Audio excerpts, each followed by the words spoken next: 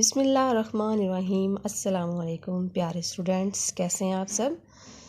تو آج ہم جماعت اول کے سبق نمبر 2 نیک بچہ پڑھتے ہیں، جس میں ایک ایسے بچے کی کہانی بتائی گئی ہے جو کہ بہت نیک ہے، نیک کام کرتا ہے، اپنے سے بڑوں کی عزت کرتا ہے۔ تو سب سے پہلے ہم اس کی پڑھائی کرتے ہیں۔ شام کے وقت سارے بچے گلی میں کھیل رہے تھے، اتنے میں ایک بڑھیا وہاں سے گزری، وہ دیکھ نہیں سکتی تھی۔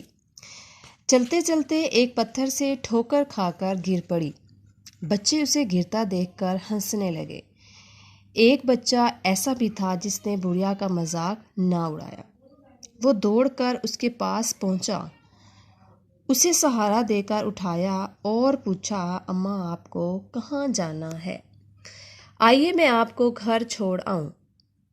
اس نے بڑھیا کا ہاتھ تھاما اور اسے اس کے گھر پہنچا دیا۔ بڑھیا نے اس نیک بچے کو بہت ساری دعائیں دی۔ پیارے بچوں، کیا آپ جاننا چاہیں گے کہ وہ نیک بچہ کون تھا؟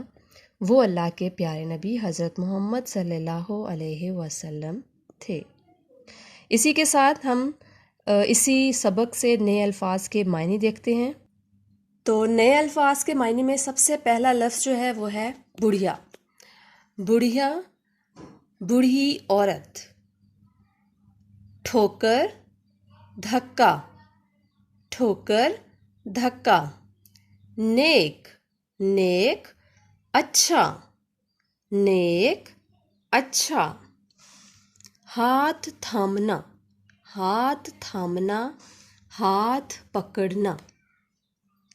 دوبارہ ہم دیکھتے ہیں۔ بڑھیا، بوڑھی عورت، ٹھوکر، دھکا، نیک، اچھا، ہاتھ تھامنا، ہاتھ پکڑنا۔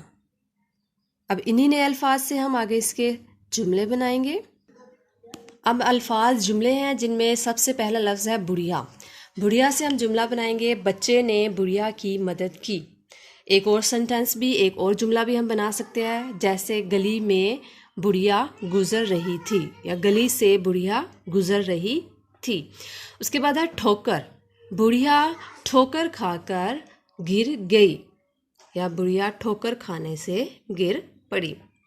نیک، علی ایک نیک بچہ تھا، یا وہ نیک بچہ حضرت محمد صلی اللہ علیہ وسلم تھے۔ اگلا لفظ ہے ہاتھ تھامنا۔ ہاتھ تھامنا، امی نے بچے کا ہاتھ تھاما۔ اس کے علاوہ بھی ہم ایک اور جملہ بنا سکتے ہیں، جیسے بچے نے بڑھیا کا ہاتھ تھام لیا۔ تو بچوں، آپ نے اس سبق کی اچھے سے پڑھائی کرنی ہے، اس کے نئے معنی الفاظ جو ہیں وہ یاد کریں اور اسی سے جملے بنائیے گا۔ اسی کے ساتھ اپنا بہت سا خیال رکھیے گا۔ اللہ حافظ۔